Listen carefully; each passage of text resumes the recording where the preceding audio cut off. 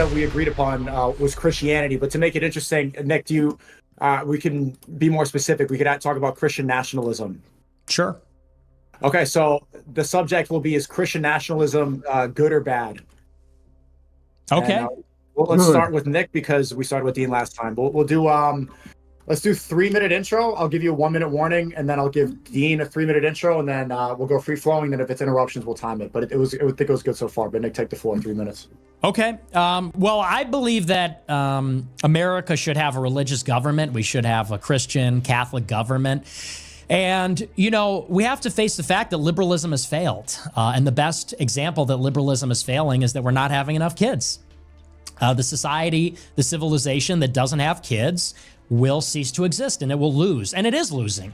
Liberalism around the world is receding, and these more ancient, tribal, perennial cultures are thriving. Islam is the fastest growing religion. China is on the rise. Tribalism, racialism, all these things, all these revanchist, historic ideologies are on the rise, and they're all beating back liberalism because liberalism is weak.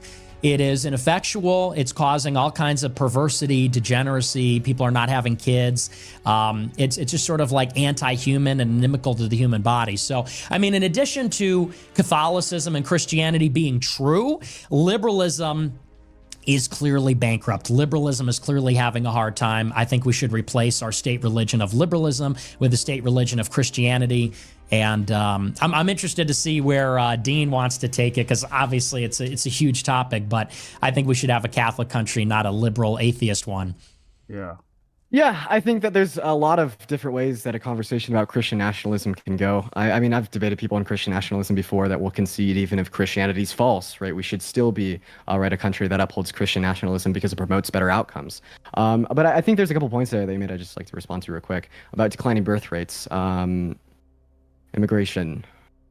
That's crazy. Then about, a couple of the other points that you brought up. I particularly think that Christian nationalism is bad because it doesn't allow us to effectively legislate. Given the Christian religion, right, we are led to believe that particular things are wrong because God said so. You said that you're a Catholic. I think in the Catholic faith, you'll kind of have a different range on how bad things are. Something can be a mortal sin, a venial sin. But something that I'd say here that is a very absurd conclusion given Christian nationalism is shit like blasphemy. So blasphemy, as defined by the Bible, is the worst sin that anyone can commit. Does that mean that people should go to jail for life for blasphemy? Well, I don't know, because we know that people should go to jail for life for murder, and if blasphemy is worse than murder, and we're operating under a system in a society with a government that legislates on the basis of the Bible and these foundational beliefs as prescribed by Christianity, are we going to start sending people to jail for blasphemy too? I don't see how you'd be able to respond to that. I don't. And then a couple other things that we could say here. The Bible promotes very harmful, bad beliefs. 1 Samuel 15:3, God tells Saul and his men to genocide the Amalekite men, women, and girls. I bet if I was to engage in a conversation with this guy specifically about 1 Samuel 15:3, he'll end up saying that sometimes genocide's okay. Leviticus 25 verses 44 through 46. God tells the Israelites that they can own the non-Israelites as human property for life. I bet if I was to have a conversation with this guy about that topic, he'd end up saying that, it's interesting that always, not sometimes, always, these people bring up verses from the Old Testament, obviously, because they don't understand, even if they do, they don't want to seem like they do, that the Old Testament was completely another world before Jesus Christ sacrificed himself. And obviously, the Israelites were the tribe of God. God chose them. All the other tribes believed in false gods, demons, children, these demons like Moloch, Baal. Israel, I'm talking about the Old Testament, so now Israel will be the church of nowadays, was constantly attacked by the other tribes for territories, for women, for animals, for everything, resources, everything. So God defended his tribe, the tribe he chose. No, slavery hasn't always been wrong, alongside other things, right? So we could talk about how Christianity is false. We could talk about how it doesn't allow us to effectively legislate. We could talk about the absurdities that are already present in the Bible. But one last point that I'd like to bring up is if you're going to make an argument on the basis of the efficacy and the outcomes in which it would generate in society, which seemingly you started to there, well, what if we find another religion that generates better outcomes than the one that you hold to? Okay, so if the reason that you want a Christian nation Christian is because it will promote human well-being and happiness. People are going to be having more kids and following these commandments. They'll be doing good. No degeneracy, none of that shit. Well, what if I told you that the LDS church had even better outcomes than the Catholic Church? Would you all of a sudden be in support of an LDS-led state? Probably not. Okay, right? So that's another contradiction on its own. So feel free to kind of pick and choose there, respond to the point that you want, take it away. Yeah, so you said about birth rates or immigration. Well, here's the problem. Okay, one, the people that have liberalism are killing themselves. Okay, so the people that invented liberalism, that live in liberal societies, literally and figuratively are killing themselves. They're committing suicide. They're dying. Well, the guy that you worship okay, are you literally going to interrupt me like 30 seconds into my rebuttal? That's crazy. No confidence in liberalism. They commit right. suicide. They die from despair. They're addicted to drugs, all kinds of things. They're all dying over there. Okay, we're dying in America. We're dying in Europe. And by the way, these people come from non-liberal or illiberal societies, and then their birth rate goes down. So even if you wanted to argue, oh, well, like, we could salvage liberalism with an endless supply of immigration from illiberal societies that have kids, when they get here, their birth rate goes down. And these are not liberal people. They come from illiberal places like China or Africa or Latin America. They come here, they assimilate, and within a few generations, the birth rate goes down because liberalism is suicidal. With regard to the question about efficacy and outcomes, I'm not arguing that we should have the religion with the best efficacy. I said liberalism has failed. And we know it's failed because it's committing suicide. So clearly liberalism as a system is not working. And that's why, it's such a radical notion. People think that we would have blasphemy laws or religious laws. They think it's a radical notion. It's unthinkable. The current system must be replaced. It's an imperative. It's not a question of, whether or how or anything like that. It simply must be because it will cease to exist. And so that's really the crux of the argument. Why it should be Catholicism. It's because Catholicism is true. But the point I'm trying to make is for people that say, it's so radical that we would go backwards. I would say we went backwards with liberalism as evidenced by the fact that it's not even reproducing itself. And that's a huge problem. With regard to the stuff about the Old Testament, I mean, look, the Catholic Church, Christians today are not in favor of genocide or slavery. If you want to get into that, this is just like new atheism 101. Are you an atheist? Are you an atheist or something? I'm an agnostic, but I wouldn't particularly use these verses in the Bible to say that your religion is false. I use these verses in the Bible to say that your religion is absurd. To say that your religion is false. I just wanted to ask you that, and then let me finish the last point.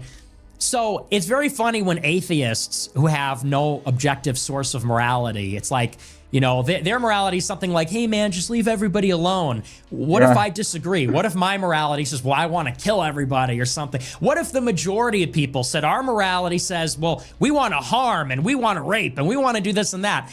An atheist has no God that says, well, so-and-so has the authority to say this is correct. That's a problem. And yet they have a problem with blasphemy laws. It is good to have a God that is a source of authority, that gives us our morality, that is unquestionable. With regard to the Old Testament, if you want to get into the debate about, what's bad, I would start with the question of how do you know what's bad? You claim that certain things are bad. You don't know where good and bad comes from. And how do we know the good and bad are even real? If we're all material, if we're only atoms and we don't have souls, why does it matter what happens to any of us? I mean, what is justice? Is there such a thing as the conceptual? If there is only matter, where is the conceptual? Can we see it? Can we feel it? Is it located somewhere? Do you want to respond to those points? So, and I'm making a point here. I'll wrap it up quickly. So for an atheist to point to the Old Testament and say, well, how could a God who does these things be so immoral? I would say to the godless, what is moral and who are we if we're not just stardust being rearranged? I mean, slavery, these things, these are conceptual. It can only exist with a real philosophical viewpoint, not with this kind of lame, like, Sky Daddy isn't real sort of stuff. So, there's just a lot of assumptions there that kind of need to be interrogated. Yeah, well, I mean, I think what needs to be interrogated is the fact that you asked me, well, what do I do if a group of people likes to murder, rape, and kill others?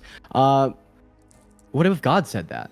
I think that's a question that we need to ask. Then we would have to do it. Wait, really? If God told you to rape and kill a baby, would you do it?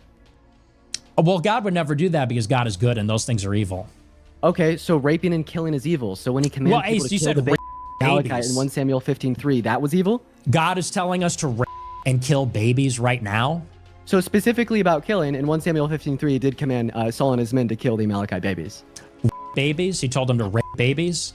No, to kill babies. Well, yeah, then if I were one of those guys, I would have done it, but not rape them. Okay, so if God commanded you to kill a baby today, would you do it? Yes. Okay, so why would you kill a baby, but you wouldn't rape a baby? First of all, these people always have to exaggerate everything. Like, he had to put rape in it, even though it's not even in the verb. He has to exaggerate because the argument is weak. Because that would be cruel or something. Wait, is killing a baby not cruel? In the Old Testament, it worked differently. No, I'm That's talking a about, fallen you said, world. you particularly said that you would kill a baby today if God asked you, but you If God wouldn't told rape, us, yeah. rape a baby if God asked you. So how Not can you rape. kill a baby today, but not rape a baby? Because the context of the Old Testament is that it's a fallen world. And that's the context you're talking about. You said that in the Old Testament, Dude, we're not God talking said about to- dude, please Hang on. answer Yeah, my question. We This literally is a damning are. non-answer. Well, if You we're not told me talking about, today- wait. If we're not talking about the Give me Old 30 Testament, what are seconds. we talking about? About the fact that you told me today, if God commanded you to kill a baby, you would do it. And then I followed that up by asking you, if God commanded you to rape a baby, would you do it? And you But said God no wouldn't do that because because that's it's evil. cruel. Okay, so killing a baby today, you would do if God commanded it, but rape a baby today, you wouldn't do because God wouldn't command it. Well, because you- it's evil. first of all- are you making the implication that First killing a of all- baby today isn't evil?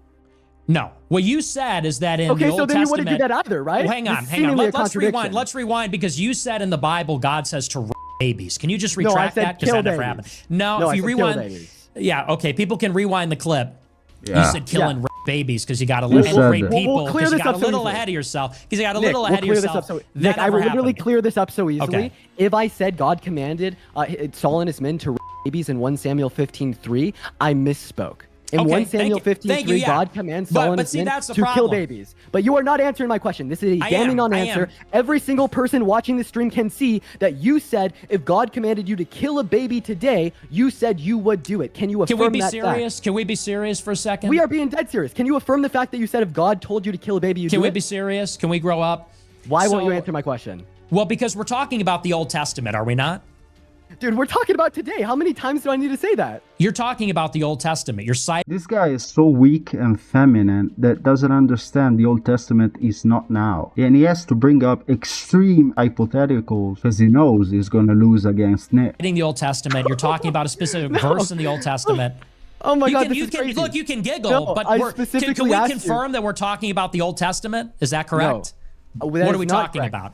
Exactly. I'll tell you exactly what we're talking about. We are talking about the fact that I asked you a damning hypothetical question. I asked you It's if not. God It's a could- cheap, one moment. Do you mind if I have it's a 30 cheap seconds? context. No.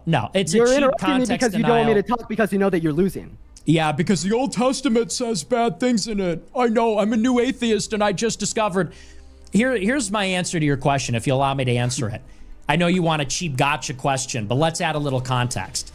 The Old Testament Please, takes explain place in a fallen world. We live in a fallen world because we have free will. Okay, God created human beings. Human beings disobeyed God and sinned. Because we disobeyed God and sinned, we have the penalty of death, war, shame, guilt, pain at birth, all these things. In the fallen world, people kill. In the fallen world, people kill, people lie, cheat, steal. Cain kills Abel. In the world, the fallen world, before Jesus Christ arrived, it was a world with slavery and warfare and iniquity. It is in this context that God commanded the chosen people to kill certain tribes to establish their survival, to secure a line for the coming of the Messiah. God does not approve of killing because it says in the 10 Commandments, thou shalt not kill. God does not approve of rape because it says, thou shalt not covet thy neighbor's wife, and so on and so forth. So God obviously does not support killing, raping. Oh, would you kill and rape a baby? No. But in the Bible, God prescribes laws and specific actions at the beginning of the world, which was fallen without Christ, without a Savior, in sin, for the survival of the chosen people. So the rules worked a little bit differently in the Old Testament. It doesn't mean that, and of course, taking a life in and of itself, hang on. There's a difference everybody knows between killing and murder. If I go and murder you for no reason, that's immoral. If I kill in self-defense or self-defense of my children, it's a different story. Yeah. God commanding the people of the Old Testament is an extraordinary exception based on the fallen old world. That's one. Two, when Jesus Christ arrives, he fulfills the law and saves people from hell. Before Jesus Christ arrived, nobody could even go to heaven, and it was a world of iniquity. And Jesus Christ changed and created this modern world that we're living in. So now here's the thing. God is the authority. If God commands us to, look, I know it's a complicated issue. You can't fit it into a TikTok where you do the Destiny drive-by and say, Trump's making your grocery prices higher. You know, but it's actually a complicated issue. We're talking about evil, the existence of evil. So does that mean that God is not an authority? Of course not. God is an authority. Would God command us to do those things today? Probably not. But if he did, in a hypothetical scenario, we'd have to trust God if we truly believe in God. Otherwise, you would say something like, we know more than God, or God is not good, or we're better than God, and that negates the concept of a God or good itself. Yeah. So that's my answer to your, so when you say killing babies, it ties into like abortion policy. It's just like cheap, low IQ, left-wing bullshit.